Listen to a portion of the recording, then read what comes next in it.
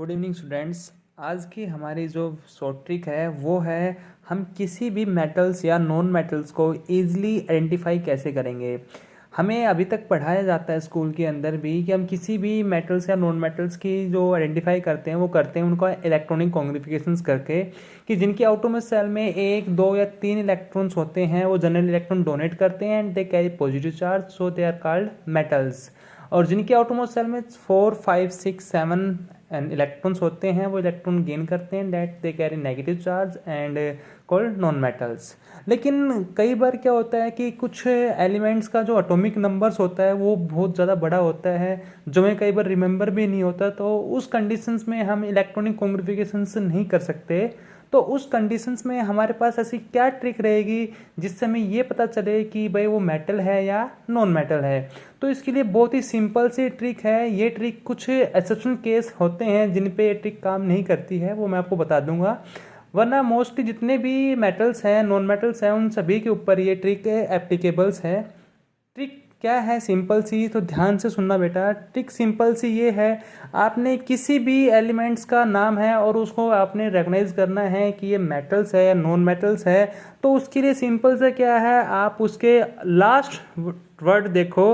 अगर last word क्या आ रहा है, यू एम, लास्ट वर्ड अगर आ रहा है U M, that's mean it is a metal. वो क्या रहेगा? मेटल रहेगा। इधर मैंने आपके सारे मेटल्स लिख रखे हैं, देखिए लिथियम है, यूएम आया है, सोडियम है, यूएम है, बेरिलियम यूएम आ गया, मैग्नीशियम यूएम आ गया, एल्युमिनियम यूएम आ गया, potassium UM, calcium UM, scandium UM, titanium UM, ठीक है, मैग्नीज और आयरन, कोबाल्ट, निकल, कॉपर एंड जिंक। ये कुछ एक्सेप्शन केस है जिसके ऊपर ये ट्रिक एप्लीकेबल नहीं है। बाकी जितने भी आपके एलिमेंट्स हैं, कितने लास्ट जो है लिबरेनियम जो है 116 इसका एटॉमिक नंबर है। अब इसके पीछे भी क्या आ रहा है, यूएम आ रहा है, that's mean it is also a metals. Copernicium atomic number 112, it is also a metals because last में क्या आ रहा है, यूएम आ रहा है। तो स्टूडेंट जिसके एलिमेंट के नाम के पीछे यूएम आ जाए वो सारे एलिमेंट्स क्या होंगे, आपके मेटल्स होंगे। ये कुछ एक्सेप्शन केस है। तो this is very simple trick. आपके पास कोई भी एलिमेंट का नाम लिखा है तो आप नाम लिखने हुए एलिमेंट्स की बिना इलेक्ट्रॉनिक कॉन्ग्रिफिकेशन किए आप इजीली रिकॉग्नाइज कर सकते हो कि वो मेटल है या non metal. This is the simplest trick जो आपको एक छोटे से मिनट में, आप छोटे से सेकंड्स में आप बता सकते हो कि वो मेटल्स है या नॉन मेटल्स है। अगर हम नॉन मेटल्स की बात करते हैं तो नॉन मेटल्स को हमने ऑलमोस्ट 17 नॉन मेटल्स प्रेजेंट्स होते हैं। तो उनके लिए भी शॉर्ट ट्रिक क्या होती है, जिनके लास्ट में क्या आता है, एन आता है, एन, वो सारे क्या होते हैं, नॉन मेटल्स होते हैं। नॉन मेटल्स जिनके लास्ट में क्या आएगा, एन आएगा, वो नॉन मेटल्स होंगे।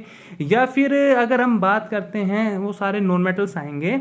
अगर आप देखते हो हाइड्रोजन एन आया है, कार्बन एन, नाइट्रोजन, ऑक्सीजन, सबके पीछे एन है।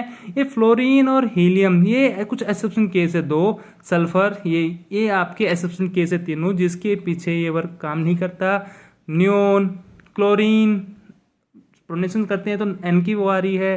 Bromine, krypton, iodine, xenon, radon, ठीक है, इन सभी के पीछे क्या है, लास्ट में क्या आ रहा है, एन आ रहा है। This is non metals. तो this is the simplest trick which are easily recognize whether the element are metal और नॉन मेटल। ये बहुत ही सिंपल ट्रिक है, सिर्फ आपको नाम से ही पता चल जाएगा कि कोई भी मेटल्स है या नॉन मेटल्स है। अब आपको किसी भी एलिमेंट की इलेक्ट्रॉनिक कॉन्ग्रिफिकेशन करने की जरूरत नहीं है, सिर्फ आप उसको स्पेलिंग को देखोगे। लास्ट में अगर क्या आ रहा है, यू एम आ रहा है, that mean is metals, N आ रहा है, that is non metal. This is very simplest trick whether the metals और नॉन मेटल्स।